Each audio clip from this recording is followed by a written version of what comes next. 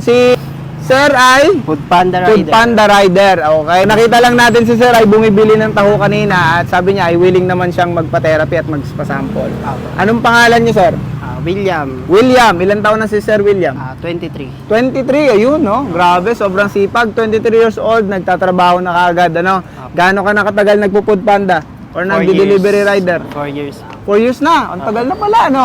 Mukhang pandemic pa. Opo. Bike pa lang ako nun. bike pa lang? Hanggang sa nagmoto. Ayun, no? Ayos. Sobrang sipag. O, so, ito na yung time. Okay, ito na yung time para at least mapawi na lahat ng pagod mo.